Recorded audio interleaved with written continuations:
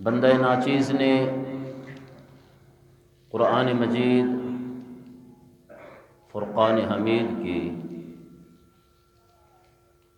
پارہ نمبر 9 سورہ اعراف آیت نمبر 157 کے چند جملے آپ احباب کے سامنے تلاوت کرنے کا شرف حاصل کیا۔ دعا ہے کہ خالق کائنات مجھ گناہگار و سیاکار کو حق کہنے، اس کے بعد مجھے اور آپ کو حق باتوں پر عمل کرنے کی توفیق عطا فرمائے۔ آج انشاءاللہ اس مختصر سے ٹائم میں آپ احباب کے سامنے سرکار دو جہاں صلی اللہ تعالی علیہ وسلم کی مختار کل ہونے کے متعلق چند معروضات آپ احباب کے سامنے پیش کروں گا۔ ہم کہتے ہیں کہ حضور نبی کریم صلی اللہ تعالی علیہ وسلم مختار دو عالم ہیں۔ مختار دو عالم کا مطلب یہ ہے کہ اللہ نے حضور نبی کریم صلی اللہ تعالی علیہ وسلم کو اس جہان میں بھی اور اس جہان میں بھی با اختیار بنا کے مبعوث فرمایا۔ قرآن و حدیث گواہ ہیں کہ اللہ تعالیٰ نے اپنے محبوب پاک صلی اللہ تعالی علیہ وسلم کو ساری کائنات کے لیے قاضی، حاکم اعلیٰ اور مختار دو عالم بنا کر بھیجا ہے۔ اور اللہ تعالیٰ کے عطا کیے ہوئے اختیارات اور کمالات کی بدولت امام الانبیاء علیہ السلام نے کبھی انگلی کے ایک اشارے سے آسمان کے اوپر ٹھہرے ہوئے چاند کے 2 ٹکڑے کر دیے، اور کبھی آقا دو جہاں صلی اللہ تعالی علیہ وسلم نے ڈوبا ہوا سورج مولا علی مشکل کشا کے لیے دوبارہ لوٹا دیا، اور کبھی کسی کو اپنی زبان حق ترجمان سے آقا دو جہاں صلی اللہ تعالی علیہ وسلم نے جنت کے خوشخبریاں سنائی۔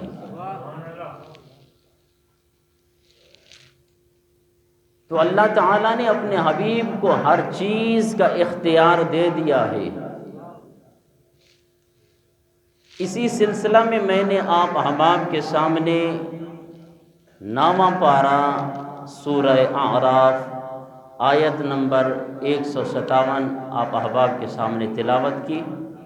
آئیے سماعت فرمائیے اور اس کا ترجمہ سنیے کہ جو میرے آقا کے اختیار کے قائل نہیں ہے کہ جی حضور صلی اللہ تعالی علیہ وسلم کو کسی چیز کا اختیار نہیں ہے، تو ان احباب کے لیے یہ انشاءاللہ چند آیات بینات آپ احباب کے سامنے رکھنے لگا۔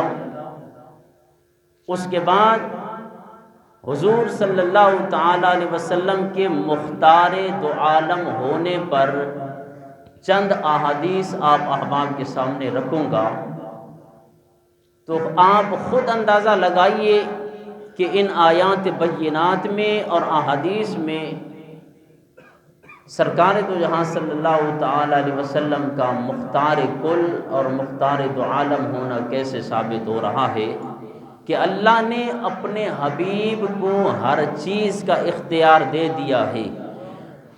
اگر میرے آقا و مولا حضرت محمد مصطفیٰ صلی اللہ تعالی علیہ وسلم چاہیں تو کسی چیز کو حلال کر دیں، کسی چیز کو چاہیں تو حرام کر دیں۔ آئیے خالق کائنات نے سورہ اعراف آیت نمبر 157 میں ارشاد فرمایا، وَيُحِلُّ لَهُمُ الطَّيِّبَاتِ وَيُحَرِّمُ عَلَيْهِمُ الْخَبَائِثَ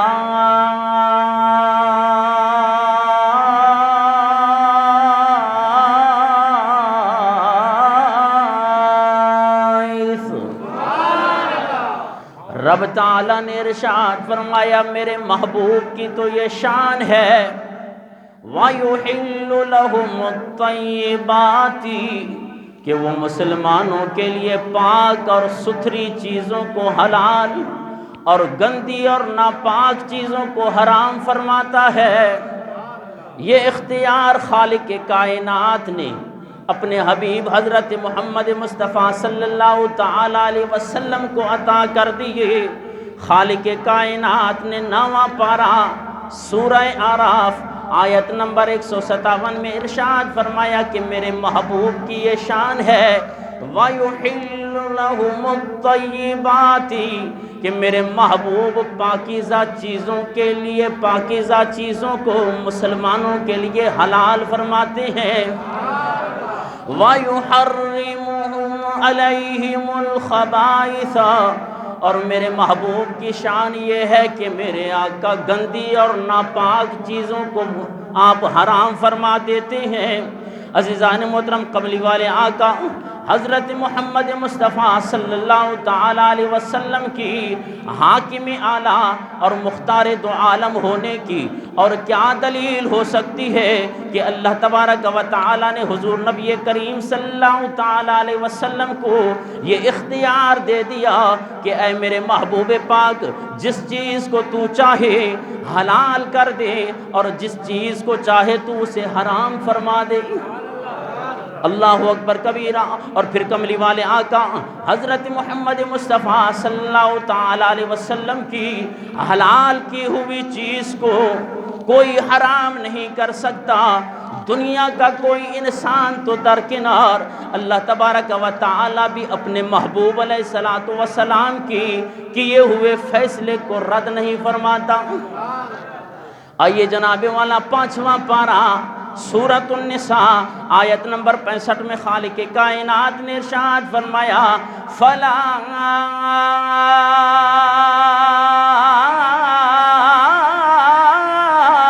وَرَبِّكَ لَا يُؤْمِنُونَ حَتَّى يُحَكِّمُوكَ فِي مَا شَجَرَ بَيْنَهُمْ۔ اے میرے محبوب پاک علیہ الصلوۃ والسلام، مجھے تیرے رب کی قسم۔ اب خالق کائنات اپنی قسم اٹھانے کے لیے حضور نبی کریم صلی اللہ تعالیٰ علیہ وسلم سے فرما رہے ہیں کہ اے حبیب پیارے تیرے رب کی قسم کہ خالق کائنات نے فرمایا لا یؤمنون حتی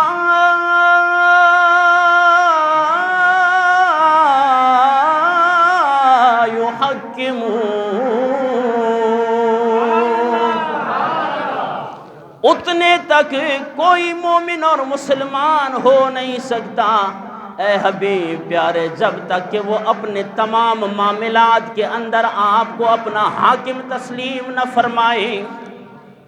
عزیزان محترم، اسی طرح 5واں پارہ سورۃ النساء آیت نمبر 105 میں خالق کائنات نے ارشاد فرمایا اِنَّا أَنزَلْنَا إِلَيْكَ الْكِتَابَ بِالْحَقِّ لِتَحْكُمَ بَيْنَ النَّاسِ بِمَا أَرَاكَ اللَّهُ۔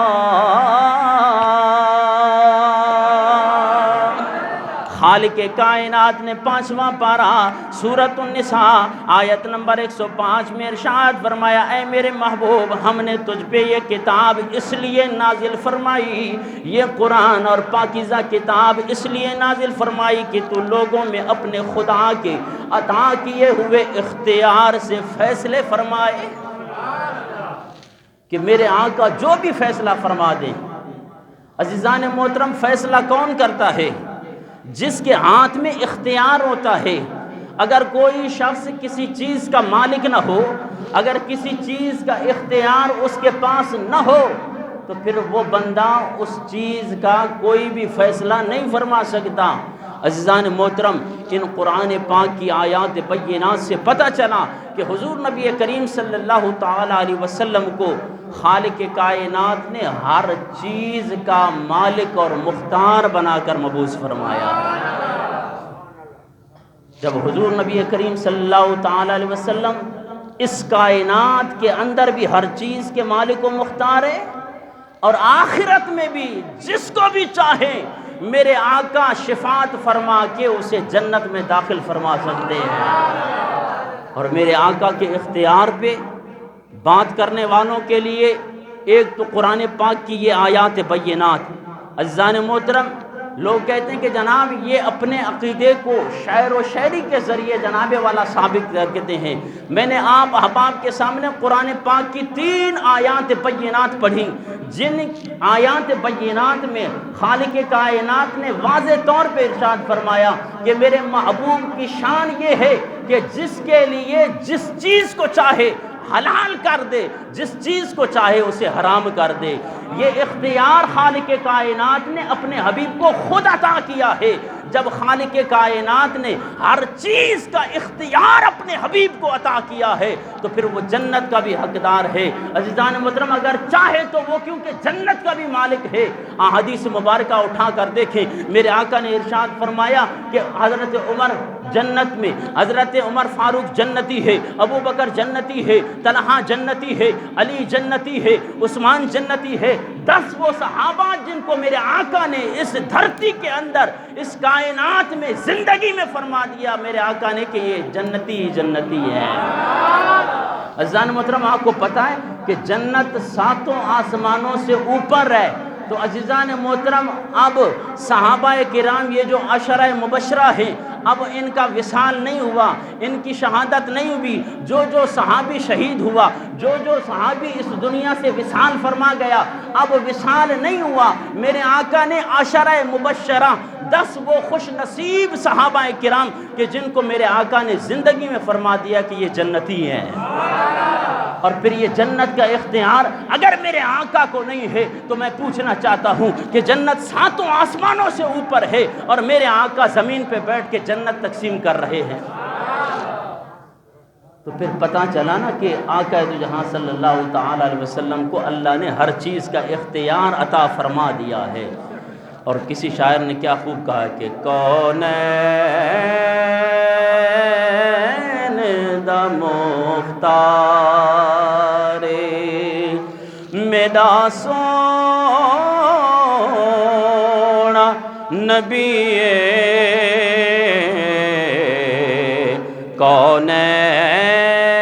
کونین دا مختار، اس کائنات کا بھی اختیار اور آخرت کا بھی اختیار اللہ نے اپنے حبیب کو عطا فرما دیا کہ کونین دا مختاری میرا سونا نبی مخلوق دا غم خوارے، او میرا سونا نبی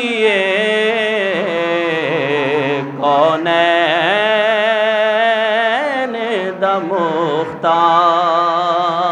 کہیے سبحان اللہ، بآواز بلند کہیے سبحان اللہ۔ بے شکی میں گناہگار تھے، بدکار ہاں، لیکن ہم یہی تو کہتے ہیں کہ انسان کو غدار نہیں ہے، اگرچہ انسان مسلمان گناہگار ہے لیکن وہ اپنے نبی کا غدار نہیں ہونا چاہیے، وہ اپنے نبی کا گستاخ نہیں ہونا چاہیے۔ جب آپ گناہگار ہیں لیکن نبی کی شفاعت کے صدقے میں بخشے بھی جائیں گے۔ بے شکی میں گناہگار تھے، بدکار ہاں، لیکن میں جیدہ خریدار، او میرا سونا نبی، اپنے آپ کو آقا پہ بیچ دو نا، پھر کمال کیا ملتا ہے کہ میں جیدہ خریدار، او میرا سونا نبی کونین دا مختار، کہیے سبحان اللہ۔ اور خالقی پیا چیدہ جدنا دیاں قسماں، میرے آقا نے فرمایا نا والضحیٰ، اے حبیب پیارے والضحیٰ، تیرے اس مکھڑے کی قسم ہے، یاسین، اور کہیں کہیں پہ خالق کائنات حضور کی زلفوں کی قسم اٹھا رہا ہے، کہیں پہ والضحیٰ والے چہرے کی قسمیں اٹھا رہا ہے، اور پھر وہی خالقی پیا چیدہ جدنا دیا قسماں، او پہ کرے انوار، او میرا سونا نبی کونین دا مختار۔ ہمارا اختیار بیوی پہ نہ چل سکے، ہمارا اختیار اس کائنات میں رہنے والے کسی چپراسی پہ نہ چل سکے، میرے آقا اگر چاہیں تو جناب والا اپنی انگلی کے اشارے سے پلٹے ہوئے سورج کو دوبارہ واپس لے آ سکتے ہیں کہ کونین دا مختار میرا سونا نبی کونین دا مختار۔ تو اللہ تبارک و تعالی نے اپنے حبیب کو ہر چیز کا مالک اور مختار بنا کے مبعوث فرمایا ہے۔ شریعت کے حوالے سے میں آپ کو ایک حدیث مبارکہ، جو احباب یہ کہتے ہیں کہ حضور صلی اللہ تعالی علیہ وسلم کو کسی چیز کا اختیار نہیں ہے، تو ان سے یہ کوسچن، یہ سوال آپ خود جا کر کریں، اور بخاری شریف جلد نمبر 1 صفحہ نمبر 259، مشکات شریف اور صفحہ نمبر 175 پر یہ حدیث مبارکہ موجود ہے کہ حضرت ابو ہریرہ رضی اللہ تعالی عنہ فرماتے ہیں کہ نبی کریم صلی اللہ تعالی علیہ وسلم کی اقدس میں ایک شخص حاضر ہوا اور عرض کرنے لگا، حلقت یا رسول اللہ، یا رسول اللہ میں ہلاک ہو گیا، میں تباہ اور برباد ہو گیا۔ یہ بخاری شریف ہے۔ اس مفتی کے سامنے یہ مسئلہ بھی رکھنا ہے کہ جناب والا اگر کوئی شخص جان بوجھ کر روزے کی حالت میں اپنی بیوی کے ساتھ جمع کر بیٹھتا ہے، آخر اس کے لیے رب کا کیا فیصلہ ہے، رب کا بنایا ہوا قانون کیا ہے؟ ذرا ہمیں بھی بتائیے کہ ہم رب کے بنائے ہوئے قانون پہ عمل کریں۔ عزیزان محترم، وہ شخص حضور نبی کریم صلی اللہ تعالی علیہ وسلم کی بارگاہ میں حاضر ہوا، عرض کرنے لگا، حلقت تو یا رسول اللہ، یا رسول اللہ میں تباہ و برباد ہو گیا۔ میرے آقا نے فرمایا، کس چیز نے تجھے ہلاک کر دیا ہے؟ وہ عرض کرتا ہے، یا رسول اللہ صلی اللہ تعالی علیہ وسلم، وقعت علی امراتی وانا صائم، یا رسول اللہ میں روزے کی حالت میں اپنی بیوی کے ساتھ مجامعت کر بیٹھا ہوں۔ سرکار تو جہاں صلی اللہ تعالی علیہ وسلم نے فرمایا، پھر اس کا فیصلہ یہ ہے، آؤ میں تمہیں خدائی فیصلہ جو سناتا ہوں۔ آقا تو جہاں صلی اللہ تعالی علیہ وسلم نے فرمایا، اگر تو روزے کی حالت میں جمع کر بیٹھا ہے اپنی بیوی کے ساتھ، تو قرآن تو یہ کہتا ہے کہ جا ایک غلام آزاد کر دے۔ وہ عرض کرنے لگا، یا رسول اللہ مجھ میں اتنی طاقت نہیں ہے، میں تو غریب ہوں، میں غلام کہاں سے آزاد کروں؟ میرے آقا نے فرمایا، خدائی دوسرا فیصلہ یہ ہے کہ اگر تو غلام آزاد نہیں کر سکتا تو جا 2 ماہ کے لگاتار روزے رکھ دے۔ عرض کرنے لگا، یا رسول اللہ یہ بھی میں طاقت نہیں رکھ سکتا، کیونکہ لگاتار، عزیزان محترم، یہ کفارہ ہے روزے کا۔ جو فرضی روزہ ہے اس کے اندر یہ شرط ہے، فقہاء کرام سے، مفتیان کرام سے پوچھ سکتے ہیں، اگر کسی شخص نے روزے کو جان بوجھ کے توڑ دیا، اس کے کفارے میں یہ ہے پہلا کفارہ یہ ہے کہ وہ غلام آزاد کرے. اگر غلام آزاد کرنے کی طاقت نہیں ہے تو عزیزان محترم پھر لگاتار 2 مہینے روزے رکھے. اور اگر ایک دن بھی اس کے درمیان کے اندر کوئی فاصلہ دیا تو آپ کو دوبارہ گنتی شروع کرنی پڑے گی. آپ کہیں کہ جناب والا آج میں نے 10 روزے رکھ دیے ہیں، 2-4 دن ریسٹ کر کے پھر میں رکھوں گا. وہ 10 روزے آپ کے چلے گئے. لگاتار 2 منتھ آپ نے روزے رکھنے ہیں. یہ اس شخص کا کفارہ ہے جو جان بوجھ کے فرضی روزے کو توڑ دیتا ہے. اب جناب والا یہ شخص حضور کی بارگاہ میں آیا اور سوال پوچھنے لگا، میرے آقا حاکم ہے، میرے آقا قاضی ہے، میرے آقا مفتی ہے، میرے آقا وہ فیصلہ فرما رہے ہیں. وہ صحابی رسول آیا، اس نے پوچھا یا رسول اللہ میں اپنی بیوی کے ساتھ روزے کی حالت میں جمع کر بیٹھا ہوں، روزہ تو میں نے توڑ دیا ہے، اب اس کا کفارہ. میرے آقا نے فرمایا غلام آزاد کر. یا رسول اللہ میں غلام آزاد نہیں کر سکتا. میرے آقا نے فرمایا کہ 2 مہینے کے لگاتار روزے رکھ. یا رسول اللہ اتنی بھی طاقت نہیں ہے. تو پھر میرے آقا نے فرمایا پھر آخری فیصلہ خط رب کا یہ ہے کہ 60 مسکینوں کو کھانا کھلا.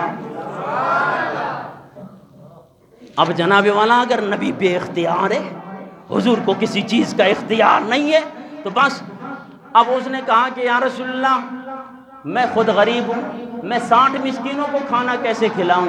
بس میرے آقا نے فرمایا کہ بیٹھ جا.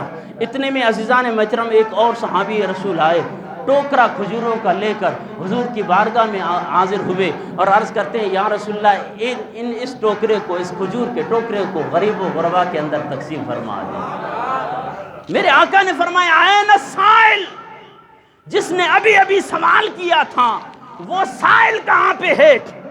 اللہ اکبر کبیرہ. وہ سوال کرنے والا شخص کھڑا ہو گیا، عرض کیا یا رسول اللہ میں حاضر. میرے آقا نے فرمایا تو اپنا کفارہ معاف کروانا چاہتا ہے، جہاں یہ ٹوکرا کھجوروں کا مدینے کے غرباء میں تقسیم کر دے، تیرا کفارہ ادا ہو جائے گا.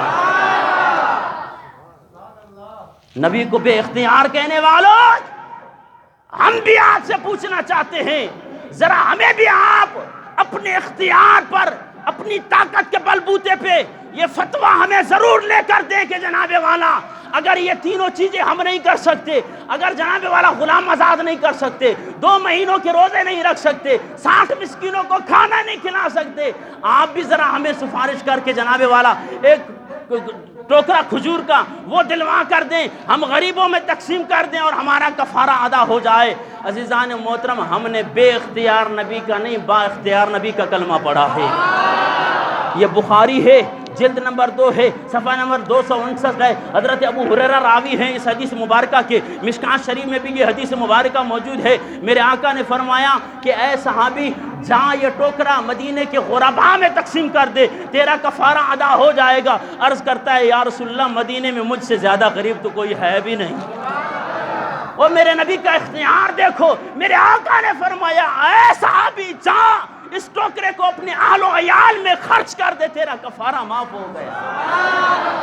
اگر میرے آقا کو اختیار نہیں ہے، اگر حضور نبی کریم صلی اللہ تعالی وسلم کسی چیز کا اختیار نہیں رکھتے، شریعت میں چاہے تو میرے آقا جس چیز کو حلال کرنا چاہیں اسے حلال کرتے ہیں، جسے حرام کرنا چاہیں وہ چیز حرام ہو جاتی ہے. اور جس بات پہ میرے آقا کی مہر لگ جائے، جس فیصلے پہ میرے آقا کی مہر لگ جائے، اسے خالق کائنات بھی رد نہیں فرماتا. تو پھر آج کا کوئی مسلمان اگر میرے آقا کی حاکمیت کا، اگر میرے آقا کی قاضیت کا، اگر میرے آقا کے فیصلے کا انکار کرتا ہے تو گویا کہ اس نے قرآن پاک کی آیات بینات کا انکار کیا ہے. اور جو قرآن پاک کی ایک آیت کا انکار کرتا ہے وہ سری طور پر کافر بن جاتا ہے. ذرا مسلمانوں کو سوچنا چاہیے کہ ہماری زبان یہ جو چھٹان کی زبان ہے جناب والا، ہم حضور کی بارگاہ میں کیسے بے ادبی کرتے ہیں. حضور کو کچھ پتہ نہیں ہے، حضور کو کسی چیز کا اختیار نہیں ہے. وہ پاگل کس بات کا جناب والا یہ دعویٰ کر رہا ہے؟ یہ تو قرآن پاک کا انکار کر رہا ہے.